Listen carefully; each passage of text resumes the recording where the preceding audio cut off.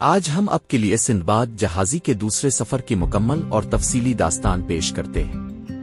یہ وہ مشہور واقعہ ہے جس میں ہیروں کی وادی اور عظیم الجثہ روک پرندے کا ذکر ہے۔ دوسرا سفر، روک پرندے اور ہیروں کی وادی۔ سفر کا آغاز۔ بغداد واپس آنے کے بعد سندباد نے ایک بار پھر سفر کی تیاری کی۔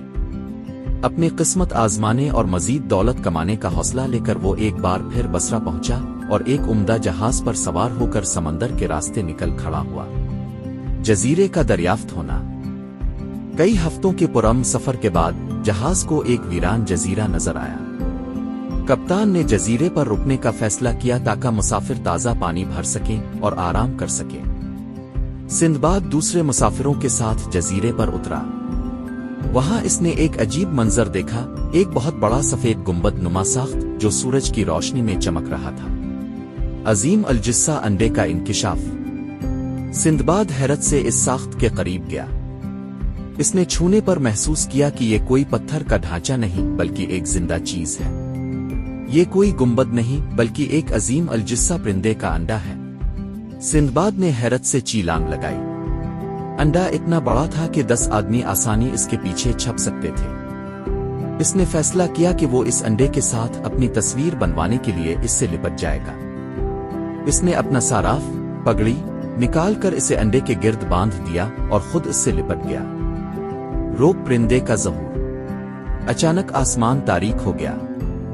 سندباد نے اوپر دیکھا تو ایک ایسا پرندہ نظر آیا جسے دیکھ کر اس کی روح جسم سے نکل گئی۔ روک پرندہ، جس کے پروں کی لمبائی جزیرے کے درختوں سے بھی زیادہ تھی۔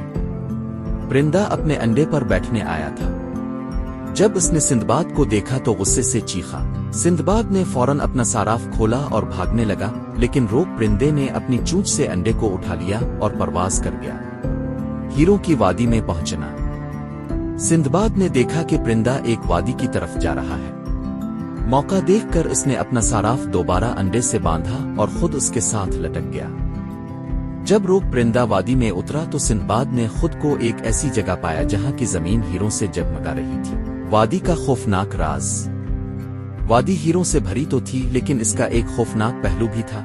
وادی گہری اور پہاڑوں سے گھری ہوئی تھی۔ باہر نکلنے کا کوئی راستہ نہیں تھا۔ وادی میں بڑے بڑے سانپ رہتے تھے۔ جو بھی وادی میں پہنچتا وہ وہیں پھنس کر رہ جاتا۔ کھوجیوں کا طریقہ کار۔ سندباد نے دیکھا کہ وادی کے اوپر سے کھوجی بڑے بڑے گوشت کے ٹکڑے پھینک رہے ہیں۔ ہیرے ان گوشت کے ٹکڑوں سے چپک جاتے تھے۔ پھر عقاب آتے اور ہیروں سے لدا گوشت اٹھا کر اپنے گھونسلوں میں لے جاتے۔ کھوجی وہاں جاتے اور عقابوں سے ہیرے واپس لے لیتے۔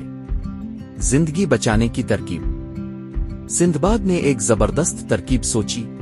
اس نے اپنے کپڑے تار تار کر کے ایک مضبوط رسی بنائی۔ 2 ایک بڑے گوشت کے ٹکڑے کو اپنے جسم سے باندھ لیا۔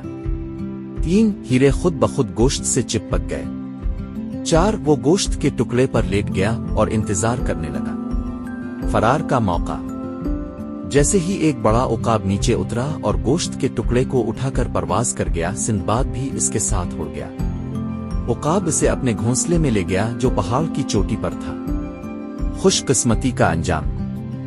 کھوجیوں نے جب دیکھا کہ ایک آدمی گوشت کے ٹکڑے کے ساتھ آ گیا ہے تو وہ حیران رہ گئے۔ سندباد نے انہیں اپنی ساری کہانی سنائی۔